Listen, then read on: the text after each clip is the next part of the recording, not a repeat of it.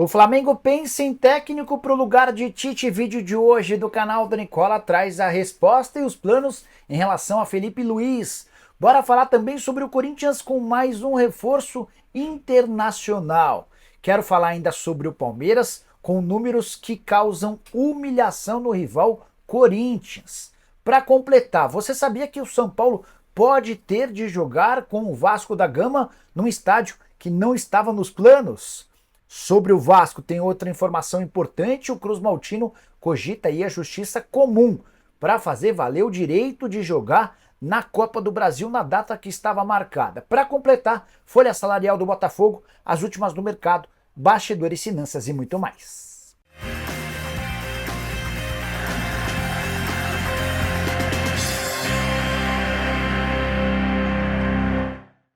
Fala aí pessoal, sou Jorge Nicola, bem-vindos a mais um vídeo do canal, sempre bom ter vocês por aqui. Só queria pedir muito para você deixar seu like, se inscrever no canal e ativar todas as notificações para que a gente possa chegar o mais rápido possível a 1.400.000 inscritos por aqui. Quero contar também que todo esse conteúdo é um oferecimento de Betano, a empresa mais séria quando o assunto é apostas esportivas, e eu atesto. Na noite dessa segunda-feira tem Campeonato Brasileiro da Série B. Novo Horizontino é bastante favorito contra a Ponte Preta. Já para o duelo entre Guarani e Avaí, difícil fazer previsão. Mas na terça-feira tem boas oportunidades na Liga dos Campeões. Manchester City é muito favorito contra o Slovan Bratislava, assim como o Borussia Dortmund em relação ao Celtic. Jogo bem legal entre Arsenal e Paris Saint-Germain. Vou de vitória do Arsenal. Para completar, o Barcelona precisando vencer o Young Boys. O Leverkusen faz jogo complicado contra o Milan, mas acho que dá a time alemão. E por último, mas não menos importante, Inter de Milão e Estrela Vermelha. Você pode fazer uma combinação de resultados para pegar uma odd ainda melhor. Para participar na Betano é simples, link no comentário fixo, clica, faz seu cadastro, só não esquece de utilizar o promo code Nicola para ter direito a um bônus que pode chegar a até R$500. Combinado? Vem para Betano!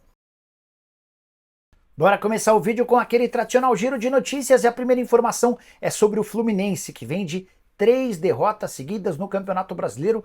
O time de Mano Menezes perdeu para a Juventude, Botafogo e para o Atlético Goianiense. Se a gente somar os resultados da Libertadores, além da eliminação nas quartas de final para o Atlético Mineiro, são 4 derrotas nos últimos 5 jogos e o risco de rebaixamento vai batendo a porta cada vez mais forte.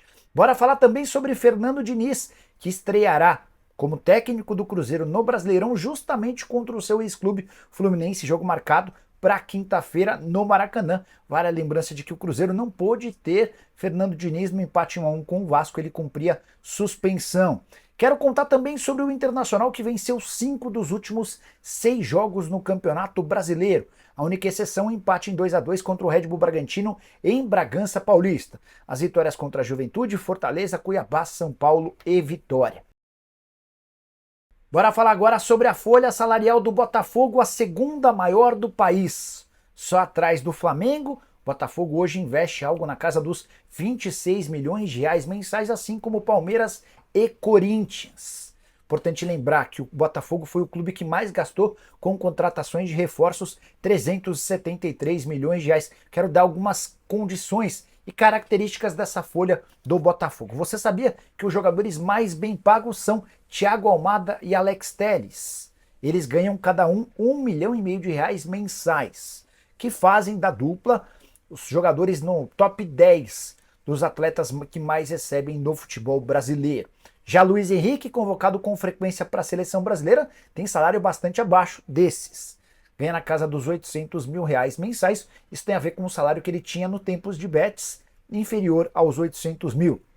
Uma curiosidade: Júnior Santos, que teve recentemente seu contrato prorrogado, conseguiu estender seu vínculo e também assegurar um bom aumento salarial. Hoje o Júnior Santos ganha na casa dos 700 mil mensais. Queria chamar atenção para mais um caso de Matheus Nascimento. Não tem sido utilizado, carta fora do baralho, mas às vésperas ou perto do fim do seu contrato, ele estava criando dificuldades para renovar, até que o John Textor perguntou: você quer ganhar quanto para ficar? O Matheus Nascimento pediu R$500 mil por mês, e mesmo sem valer tudo isso, o Textor acabou aceitando, e o Matheus hoje está entre os jovens mais bem pagos do futebol nacional. Bora falar agora sobre o São Paulo, que está procurando um estádio para enfrentar o Vasco da Gama. Você sabe que o Tricolor, por conta da realização de shows no Morumbi, não terá seu estádio para o confronto contra o Vasco. Naturalmente esse jogo aconteceria no Mané Garrincha, mas a CBF criou um impeditivo. Nas últimas 10 rodadas do Campeonato Brasileiro, ninguém pode ser mandante atuando fora do seu estado. Ou seja, o São Paulo, se não puder jogar no Morumbi, vai precisar encontrar um outro estádio dentro do estado de São Paulo. O Tricolor ainda vai tentar fazer uma última tentativa de convencimento da CBF, na base do diálogo, na base da pressão, para ver se consegue viabilizar esse jogo no Mané Garrincha, certamente com um grande público por conta da presença de torcedores vascaínos e também são paulinos. Mas, diante da iminente possibilidade de não, São Paulo já estuda outras alternativas. Uma das possibilidades, Ribeirão Preto, estádio do Botafogo. Brinco de Ouro da Princesa, que recentemente recebeu Palmeiras e Atlético Mineiro, seria outra alternativa. Só para acabar sobre o São Paulo, Luiz Obeldia, mesmo tendo vencido o Corinthians por 3-1, conseguiu queimar mais seu filme com torcedores do São Paulo do que ganhar moral. Tudo por causa do comportamento do tricolor, especialmente quando o Corinthians teve um e depois 2 jogadores a menos. Presidente do Vasco, Pedrinho, cogita ir à Justiça Comum como último ato caso a CBF insista na manutenção das datas para as semifinais da Copa do Brasil. Só para explicar essa polêmica.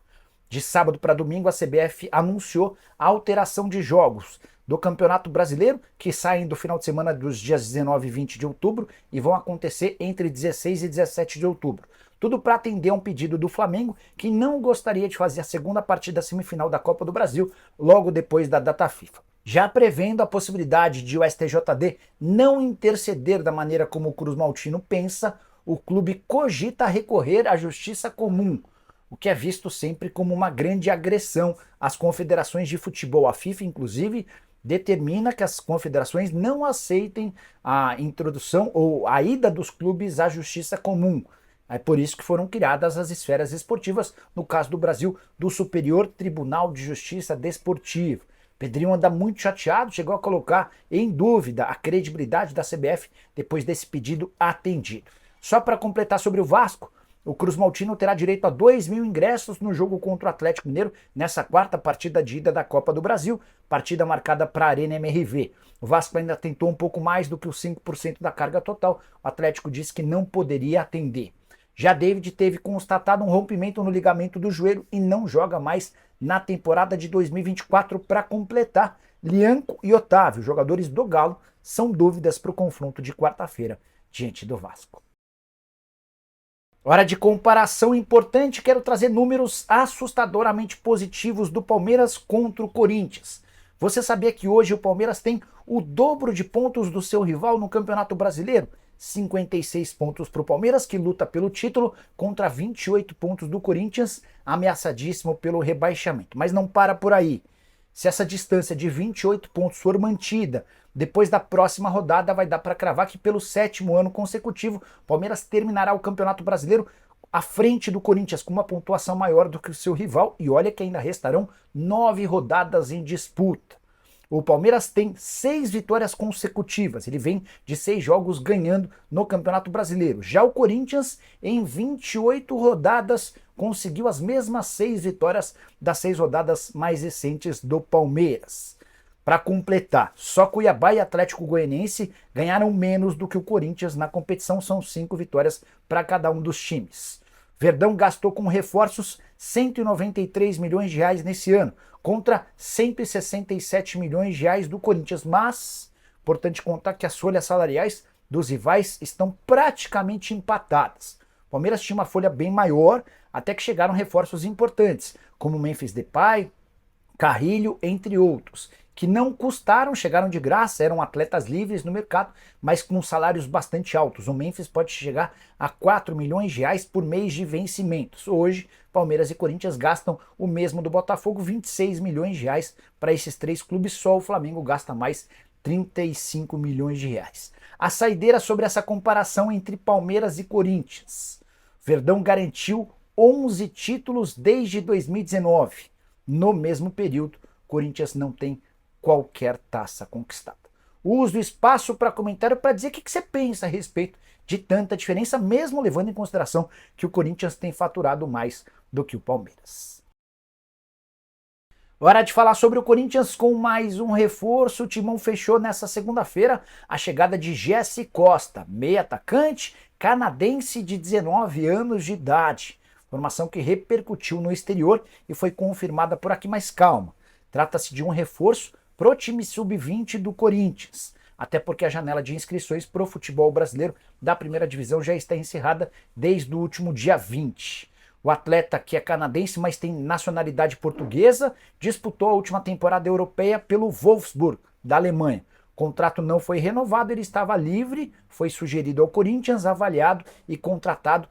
53ª contratação do time sub-20, das categorias de base do Corinthians, desde que Augusto Melo se tornou presidente.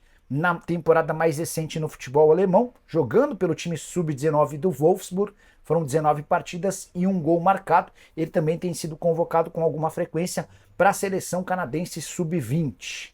Só para complementar em relação ao Corinthians, Augusto Melo confirmou que está comprando Hugo Souza. O pagamento de 800 mil euros será feito nesta terça-feira, 1º de outubro, quando o contrato de empréstimo prevê a possibilidade de quitação. Dessa maneira, o Corinthians se livra do pagamento de 500 mil reais de multa para utilizar o Hugo no confronto contra o Flamengo na quarta-feira, no jogo de ida da Copa do Brasil. A saideira em relação ao Timão, contei para vocês pela manhã que Leonardo Pantaleão não é mais diretor jurídico do Corinthians. E essa saída tem rendido enorme confusão, especialmente porque o Pantaleão era o responsável por buscar a possibilidade de reversão da decisão da CBF em relação aos mandos e datas de jogos da Copa do Brasil. Bora fechar o vídeo para falar sobre o Flamengo, mais especificamente sobre o substituto de Tite. O Flamengo marcou para essa terça-feira, a partir da 1h30 da tarde, a apresentação de Felipe Luiz como novo técnico. Ele será anunciado como interino, mas a presença em coletiva do Felipe Luiz, com direito à comissão técnica, reforça a ideia de que o rubro-negro pretende ter o ex-lateral esquerdo como treinador interino até dezembro. Alguns nomes foram sugeridos na última hora, não existe consenso e o Flamengo está trabalhando com a ideia de tentar fazer com que o Felipe Luiz dê certo. Se ele, por exemplo, passa pelo Corinthians, confronto de quarta-feira agora, o jogo da volta no dia 20, existe uma grande chance dele permanecer. O objetivo principal é terminar com pelo menos uma taça, até porque o Flamengo precisa de conquistas nessa temporada se quiser ter vitória na eleição marcada para 9 de dezembro. O Rodolfo Landim não pode ser reeleito, mas ele colocou como candidato do grupo da situação o Rodrigo Dunch. Só para completar, membros da comissão técnica do Felipe Luiz: Diogo Linhares, que vai ser preparador físico, Ivan Palanca, espanhol, Márcio Torres e Daniel Alegra, todos auxiliares. Já Vinícius Bergantin, que cuidava das bolas paradas na época do Tite, e Bruno Baquete, que era analista de desempenho, permanecem na comissão técnica do novo treinador. Saideira em relação ao Flamengo. Conversei com um jogador que é titular absoluto do Flamengo sobre a saída do Tite. E ele me disse o seguinte, abre aspas, a saída dele já era certa desde a eliminação na Libertadores da América, fecha aspas. Cheguei a ler ao longo da segunda-feira algumas possibilidades, explicações para a queda, entre elas a afirmação do Tite de que colocaria o Matheus Cunha como titular no confronto contra o Corinthians na quarta-feira. A informação, repito, que eu tenho é de que o Tite já havia caído desde sexta-feira, só não foi comunicado esse anúncio antes porque o Felipe Luiz estava sendo convencido de que seria bacana assumir de forma interina. E você, gostou da decisão? Gostaria que o Flamengo contratasse um outro técnico? Já usa o espaço para comentário, só não esquece de deixar like e de se inscrever no canal. A gente se encontra mais tarde às 7, tem live da Nicola. Tchau!